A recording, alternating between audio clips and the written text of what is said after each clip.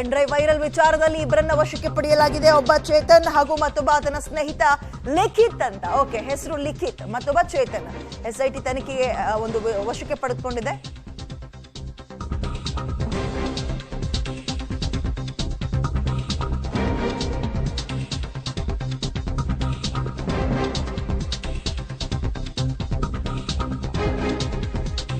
ತಿರುವು ಮೇಲೆ ತಿರುವು ಪಡೆದುಕೊಳ್ತಾ ಇದೆ ಈ ಪ್ರಕರಣದಲ್ಲಿ ಈಗ ಚೇತನ್ ಮತ್ತು ಲಿಖಿತ್ ಅನ್ನುವ ಇಬ್ಬರು ವ್ಯಕ್ತಿಗಳನ್ನ ಎಸ್ಐಟಿ ವಶಕ್ಕೆ ಪಡೆದುಕೊಂಡಿದ್ದು. ಇವರಿಬ್ರು ಬಿಜೆಪಿಯ ಮಾಜಿ ಶಾಸಕ ಪ್ರೀತಮ್ ಗೌಡ ಅವರ ಆಪ್ತ ಅಂತ ಹೇಳಲಾಗ್ತಾ ಇದೆ. ಲಿಖಿತ್ ಗೌಡ ನಿನ್ನೆ ಮಧ್ಯರಾತ್ರಿಯೇ ಎಸ್ಐಟಿ ಇವ್ರನ್ನ ವಶಕ್ಕೆ ಪಡೆದುಕೊಂಡಿದೆ. ಪ್ರೀತಮ್ ಗೌಡ ಮಾಜಿ ಶಾಸಕರು ಹಾಸನದಲ್ಲಿ, ಅವ್ರ ಜೊತೆ ಚೇತನ್ ಹಾಗೂ ಲಿಖಿತ್ ಇಬ್ರು ಕೂಡ ಗುರುತಿಸಿಕೊಂಡಿದ್ರು.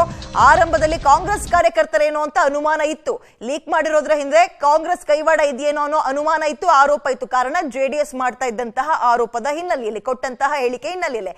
ಬಟ್ ಈಗ ಅರೆಸ್ಟ್ ಮಾಡಿರುವಂತಹ ಇಬ್ಬರೇನಿದ್ದಾರೆ, ಒಬ್ಬ ಲಿಖಿತ್ ಗೌಡ ಮತ್ತೊಬ್ಬ ಚೇತನ್ ಅಂತ, ಇಬ್ರೂ ಕೂಡ ಹಾಸನದ ಮಾಜಿ ಶಾಸಕರಾಗಿರುವ ಪ್ರೀತಮ್ ಗೌಡ ಅವರ ಆಪ್ತ ವಲಯದಲ್ಲಿ ಗುರುತಿಸಿಕೊಂಡಂತವ್ರು.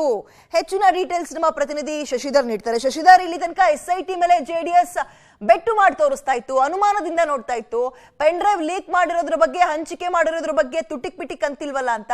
ಸೊ ಮೇಜರ್ ಅಪ್ಡೇಟ್ ಇದೀಗ ಇಬ್ಬರನ್ನ ಅರೆಸ್ಟ್ ಮಾಡಿದ್ದಾರೆ. ಯಾರು ಇವರು ಮತ್ತು ಈ ಪ್ರಕರಣ ಈಗ ಟ್ವಿಸ್ಟ್ ಮೇಲೆ ಟ್ವಿಸ್ಟ್ ಪಡೆದುಕೊಳ್ತಾ ಇರೋದಕ್ಕೆ ಸಂಬಂಧಪಟ್ಟಂತೆ ಡೀಟೇಲ್ಸ್ ಕೊಡೋದಾದ್ರೆ ವಿದ್ಯಾ, ಏನು ಪ್ರಜ್ವಲ್ ರೇವಣ್ಣ ಅವ್ರದ್ದು ಎನ್ನಲಾದ ಅಶ್ಲೀಲ ವಿಡಿಯೋಗಳು ಇರತಕ್ಕಂತಹ ಪೆನ್ ಡ್ರೈವ್ ಏನು ಎಲ್ಲ ಕಡೆ ಬಿಸಾಡಿ ಹೋಗಲಾಗಿತ್ತು, ಅದರ ಬಗ್ಗೆ ಹಲವು ಅನುಮಾನಗಳಿದ್ವು. ಇದುವರೆಗೂ ಸಹ ಪ್ರಜ್ವಲ್ ರೇವಣ್ಣ ಹಾಗೂ ರೇವಣ್ಣ ಅವರ ಪ್ರಕರಣಗಳ ಬಗ್ಗೆ ತನಿಖೆ ನಡೆಸ್ತಾ ಇತ್ತು. ಆದರೆ ಬಿಜೆಪಿ ಹಾಗೂ ಜೆಡಿಎಸ್ ನಾಯಕರು ಕೇವಲ ಪ್ರಜ್ವಲ್ ಹಾಗೂ ರೇವಣ್ಣ ಅವರ ವಿಚಾರಣೆಯನ್ನು ನಡೆಸ್ತಿದ್ರು. ಆದರೆ ಪೆನ್ ಡ್ರೈವ್ ಅನ್ನ ಹಂಚಿದ್ಯಾರು, ಅದರಲ್ಲಿ ಇರ್ತಕ್ಕಂಥ ಫೋಟೋಗಳನ್ನ ಬ್ಲರ್ ಮಾಡದಲ್ಲೇ, ಮಹಿಳೆಯರ ಫೋಟೋಗಳನ್ನು ಸಹ ಬ್ಲರ್ ಮಾಡದಲ್ಲಿ ಹಂಚಿದ್ಯಾರು, ಅವ್ರನ್ನ ಯಾಕೆ ತನಿಖೆ ಮಾಡ್ತಾರೆ ಅಂತೇಳಿ ಎಸ್ಐಟಿ ಮೇಲೆ ಅನುಮಾನವನ್ನ ವ್ಯಕ್ತಪಡಿಸ್ತಾರೆ. ಈಗ ಏನು ಅವ್ರಿಗೆಲ್ಲರ ಇದಕ್ಕೆ ಆರೋಪಕ್ಕೆ ಏನಿದೆ, ಈಗ ಇಬ್ಬರನ್ನ ವಶಕ್ಕೆ ಪಡೆದಿರ್ತಕ್ಕಂಥ, ಅದರಲ್ಲಿ ಪ್ರಮುಖವಾಗಿ ಲಿಖಿತ್ ಹಾಗೂ ಚೇತನ್ ಏನಿದ್ದಾರೆ, ಇವರಿಬ್ಬರು ಸಹ ರಾಜ್ಯ ಬಿಜೆಪಿ ಪ್ರಧಾನ ಕಾರ್ಯದರ್ಶಿ ಹಾಗೂ ಮಾಜಿ ಶಾಸಕ ಪ್ರೀತಮ್ ಗೌಡ ಅವರ ಅತ್ಯಾಪ್ತರಾಗಿರ್ತಕ್ಕಂಥದ್ದು.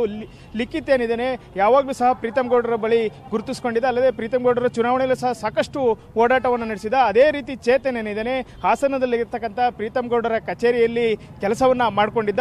ಈತರನ್ನ ನಿನ್ನೆ ಮಧ್ಯರಾತ್ರಿ ಎಸ್ಐಟಿ ತಂಡ ಅವರ ಮನೆಗೆ ತೆರಳಿ ವಶಕ್ಕೆ ಪಡ್ಕೊಂಡಿರೋದು ನಾವೀಗ ದೃಶ್ಯದಲ್ಲಿ ಗಮನಿಸಬಹುದು. ಇದು ಹಾಸನದ NR ವೃತ್ತದಲ್ಲಿರ್ತಕ್ಕಂತಹ ಪೊಲೀಸ್ ಕಚೇರಿಯ ಸಂಕೀರ್ಣ. ಈ ಸಂಕೀರ್ಣದಲ್ಲಿರ್ತಕ್ಕಂತಹ ಸೈಬರ್ ಪೊಲೀಸ್ ಠಾಣೆಯಲ್ಲಿ ಇದೀಗ 20ಕ್ಕೂ ಹೆಚ್ಚು ಎಸ್ಐಟಿ ತಂಡದ ಅಧಿಕಾರಿಗಳು ಆ ಇಬ್ಬರನ್ನು ವಶಕ್ಕೆ ಪಡೆದು ವಿಚಾರಣೆಯನ್ನ ನಡೆಸ್ತಾ ಇದ್ದಾರೆ.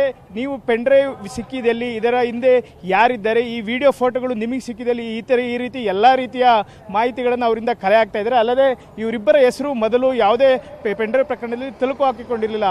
ಏನು JDSನ ಏಜೆಂಟ್ ಏನಿದ್ರು ಅವರು 5 ಹೆಸರನ್ನು ಹೇಳಿದರು, ಅದರಲ್ಲೂ ಸಹ ಇವರು ಈ ಹೆಸರು ಇರಲಿಲ್ಲ. ಆದರೆ ದಿಢೀರ್ ಅಂತ ಹೇಳಿ ನಿನ್ನೆ ರಾತ್ರಿ ಚೇತನ್ ಹಾಗೂ ಲಿಖಿತ್ ನನ್ನ ಎಸ್ಐಟಿ ತಂಡ ವಶಕ್ಕೆ ಪಡೆದಿದೆ.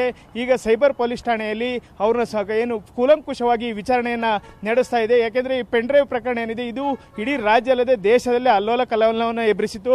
ಹಾಗಾಗಿ ಈಗ ಈ ಪೆನ್ ಡ್ರೈವ್ ಅನ್ನ ಹಾಸನ ಸೇರಿದಂತೆ ವಿವಿಧೆಡೆ ಹಂಚಿದವರು ಯಾರು, ಇದರಿಂದ ಯಾರೆಲ್ಲ ಇದರ ಎನ್ನುವುದರ ಬಗ್ಗೆ ಎಸ್ಐಟಿ ತಂಡ ಇಬ್ಬರನ್ನು ವಶಕ್ಕೆ ಪಡೆದೀಗ ತನಿಖೆಯನ್ನು ನಡೆಸ್ತಾ ಇರ್ತಕ್ಕಂಥದ್ದು. ವಿದ್ಯಾ, ಇಲ್ಲಿ ತನಕ ಕೇಳಿ ಬರ್ದೇ ಇದ್ದಂತಹ ಹೊಸ ಹೆಸರುಗಳು ತಳಕ್ ಹಾಕೊಳ್ತಾ ಇದೆ. ಪೆನ್ ಡ್ರೈವ್ ಲೀಕ್ ಆಗಿರೋದಕ್ಕೆ ಸಂಬಂಧಪಟ್ಟಂತೆ, ಹಂಚಿಕೆ ಆಗಿರೋದಕ್ಕೆ ಸಂಬಂಧಪಟ್ಟಂತೆ